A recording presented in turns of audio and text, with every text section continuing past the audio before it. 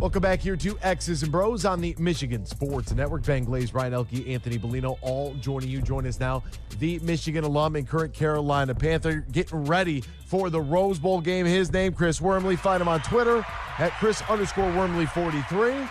Big Worm, my man. First and foremost, happy holidays, happy New Year. How are you? How's life? How are things, partner? What's going on? Yeah, Merry Christmas, Happy Holiday, Happy New Year. I know it's kind of that weird space in between, or right after the New Year. From Christmas to the New Year, we're like, what day is it? How many ham sandwiches can we eat? When's the Michigan game coming on? What random bowl game is still popping up?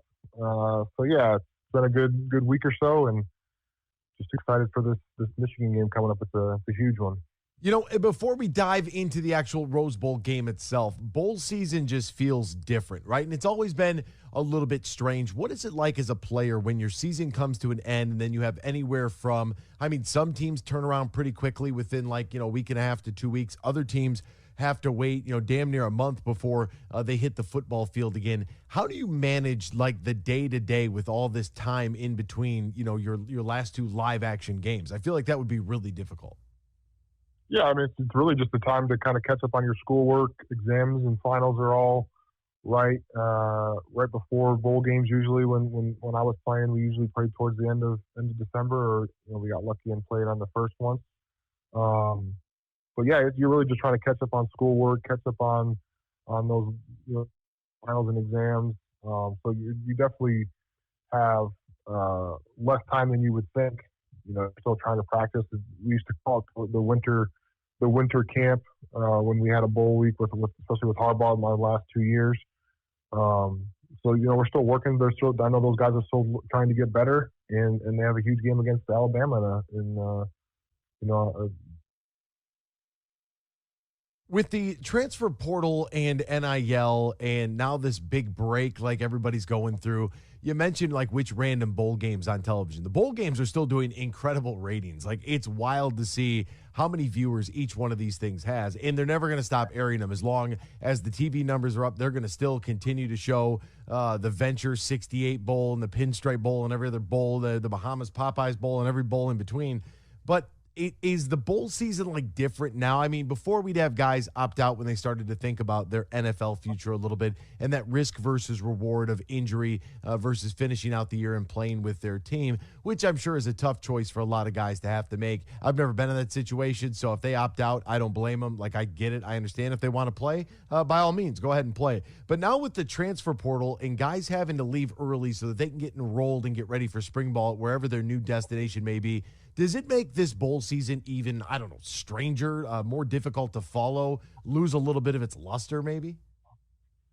Yeah, for me, as long as there's a big brawl at the end of bowl games like we saw with the Eastern Michigan game a couple days ago, like you said, people still tune in. But yeah, it definitely gets weird, especially when you see really some big names transferring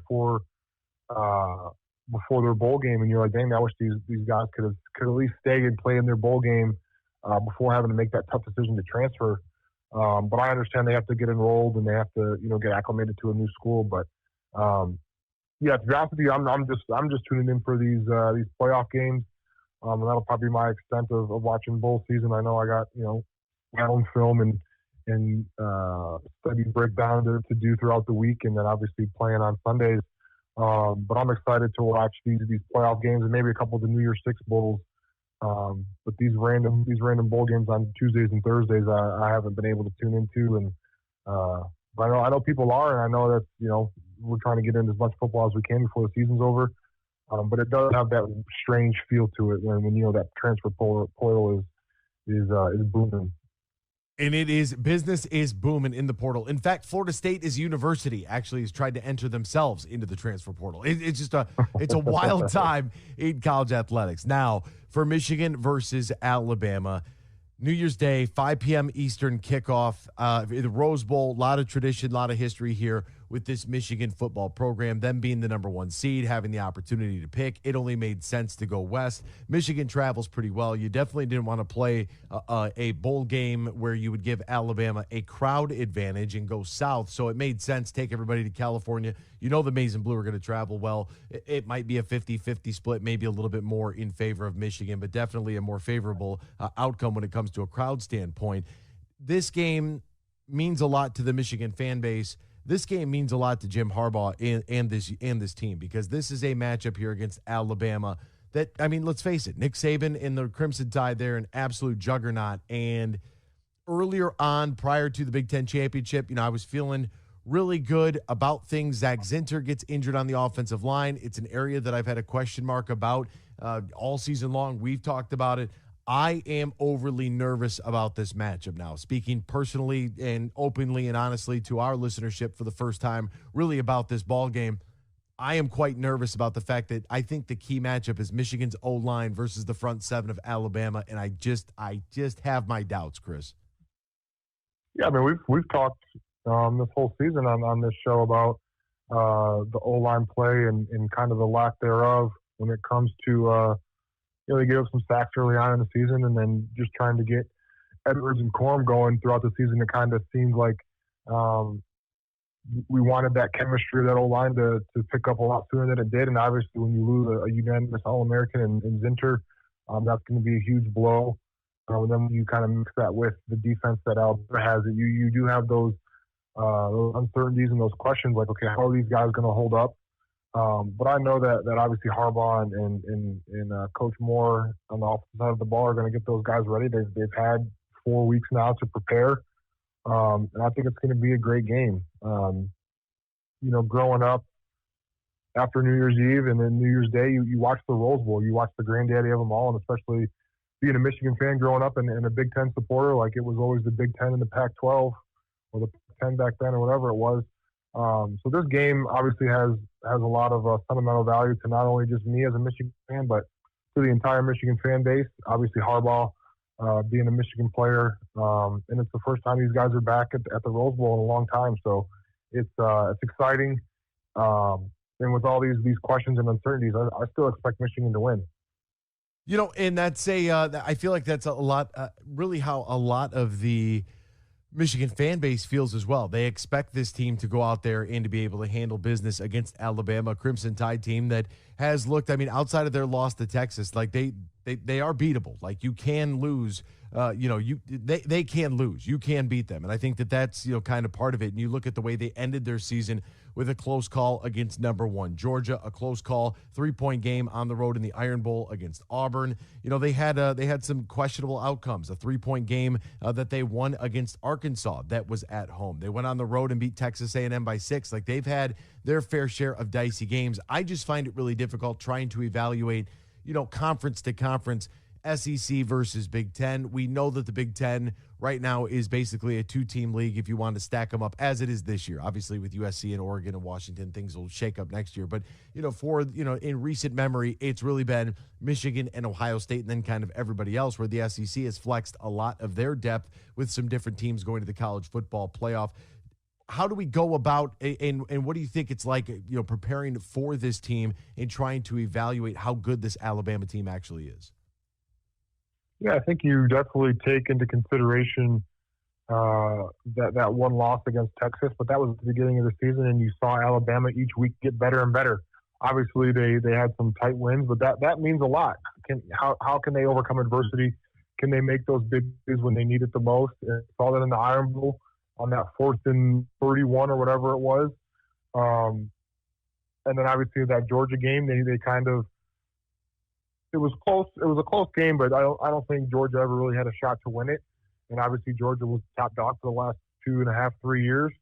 So Alabama's a great team, but I also think that they're very beatable when you look at how they stack up against Michigan. I think I like Michigan's defense overall better than Alabama's. I think Michigan's quarterback is better than Alabama's quarterback, and I like Michigan's run game better. Now the big question is going to be, how's that O-line going to stack up against their front seven, like you talked about earlier? And then obviously Alabama's always going to have ridiculously good secondary and receivers. So I think that's going to be a matchup to look at. come the game. But like I said, I still think Michigan can win this game, and I think they should win the game. Do you think that and if I'm Michigan, I'm Sharon Moore. One thing we haven't seen a lot of this year is a play action passing attack, and we haven't seen JJ really in a bootleg situation. And for me, it's like I can kind of almost foresee this offensive line having a little bit of a struggle there in protection. We saw it, massively in the Penn State game, but then we saw a vast improvement there against Ohio State. So it's like, okay, all right, Ohio State, they protect JJ pretty well. Run game's established. Against Penn State, it was like, hey, we have to run it because right now our pass protection is lacking, for a good way to, lack of a better way to put it, I should say. And I look at this Alabama team and I'm like, okay, like this might be the opportunity where we finally get a little play action movement, maybe some more wrinkles. Is that really a fact or a fiction that is made up where teams may stash some things and store some things for later on so that it's not on tape, and maybe give something or hide something from an opposition so that they don't have any film on it? Yeah, I think one of the good things about having 3 to 4 weeks to prepare for a team is that you can do a little self-scout on your own. I know Harbaugh and Moore probably went back and looked at what they did those first 13 weeks of the season, did well, what they needed to improve on, and they had a lot of time to tweak things and try new things out during practice. So it's not just about scouting your opponent, but it's also kind of taking a step back and looking at what you can do better, what you can continue to improve on. And I'm sure they're going to have a few wrinkles to combat Alabama's defense. And I think that, if the play action pass to kind of, first of all, if they're going to do the play action pass, they're going to have to be able to run the ball, and that's going to set everything up. So if they can run the ball efficiently, and then take those play action deep shots off of that run to set up those play action passes, I think that's a great wrinkle that they're going to be able to show, because they haven't shown a ton of that this year. But it's all going to come down, I think, to how they're going to be able to run the ball and those receivers against Alabama secondary, at least when it comes to Michigan's offense.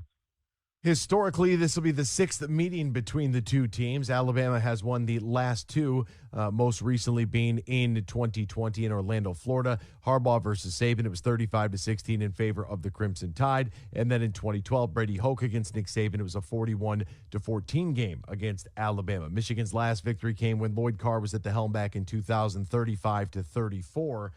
Down there in Florida as well, the bowl game action. So we look at this matchup historically, relatively evenly matched, which is fine by me. I'm good with that. And I think that when you try to put into any sort of historical context for what this might mean, Nick Saban and company in Alabama, they've had their fair share, right? I mean, he's the most decorated college coach in the history of the game.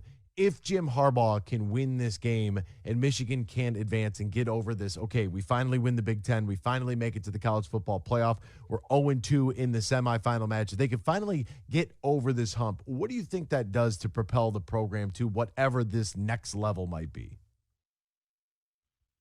Yeah, I mean, that's definitely the question. Like they've beaten Ohio State the last 3 years. They won 3 Big Ten championships, and for the longest time, that was the standard. Now with this playoff, coming to fruition over the last 10 years or so, like, and then making it to the playoffs, but not being able to win in a semifinal game. This is going to take Michigan's program to the next level when it comes to recruiting, and when it comes to NIL. Now it's going to be huge. The type of money that these players can generate off of a single playoff win, I'm sure is crazy. I'd be interested to see the numbers.